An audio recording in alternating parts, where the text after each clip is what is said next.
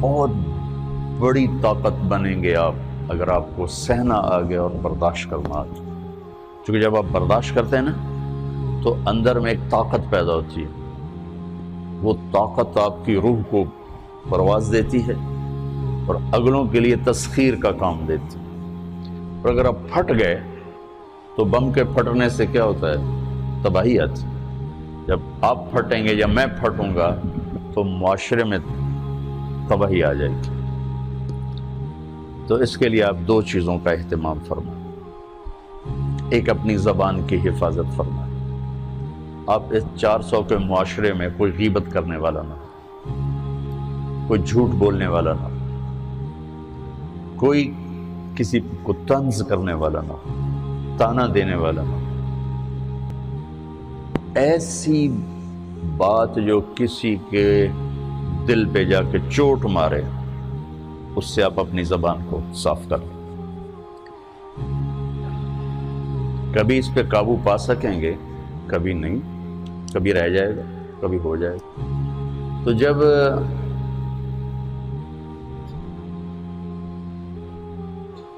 ہاتھ سے نکل جائے بات تو پھر اللہ نے ہمارے لیے توبہ کا دروازہ رکھا ہے. 2 نفل پڑھو، اللہ سے معافی مانگو، جس پر زیادتی ہو اس سے جا کے معافی مانگو. اس سے آپ کی مزاج میں ٹھہراؤ آ جائے گا. تو میں آپ سب سے یہ گزارش کرتا ہوں کہ اس معاشرے میں آپ اپنی زبان پہ قابو پانا سیکھیں. برائے میرے بہت فائدہ ہوگا. ایک زندگی گزری ہے، شام قریب ہے، تو پوری زندگی کے تجارب نچوڑ بھی اس میں شامل ہیں.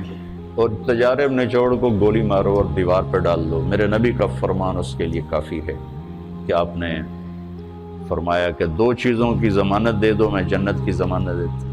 ایک تمہارے جو 2 جبڑوں کے درمیان ہے، ایک تمہاری 2 ٹانگوں کے درمیان ہے، اسے پاک کر لو، میں جنت کا ضامن بن جاتا ہوں.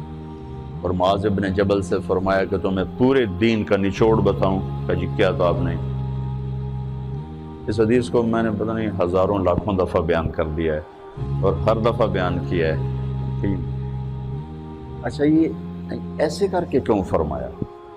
یہ پہلے کیا پھر کہا کف ھذا. اور کہا کس کو ہے؟ جن کے بارے میں آتا ہے کہ اس امت کے علماء کا جھنڈا قیامت کے دن معاذ بن جبل کے ہاتھ میں ہوگا. اتنے بڑے ہوگا. 18 ہجری میں انتقال ہوا. 1434 ہجری میں اردن گیا تو ان کی قبر سے خوشبو آ رہی تھی. 1400 سال گزر گئے، ان کی قبر سے خوشبو کا آنا بند نہیں ہوا. اتنے بڑے آدمی کو کیسے سمجھایا؟ بچے کی طرح.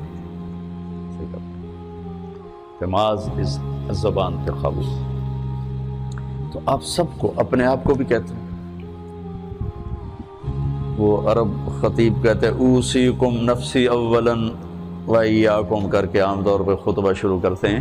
تو میں بھی اپنے ذات سے شروع کر کے آپ سے یہ عرض کرتا ہوں بچوں کہ اپنی زبان پہ قابو پانا سیکھو. یہاں اس کی مشق کر لو. یہ چھوٹا سا میدان ہے، چھوٹا ایک تالاب میں ہے. آپ تالاب، یہاں سے نکل کر آپ ایک سمندر میں کودیں گے جہاں کہ رشتوں کی فہرست ہوگی، تعلقات کی فہرست ہوگی، ناگواریوں کے خوفناک خاردار کانٹے ہوں گے.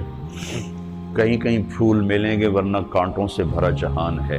اگر آپ نے یہاں پریکٹس کر لی تو پھر آپ اس میدان میں جا کر انتہائی خوبصورت معاشرے کا فرد بن جائیں گے.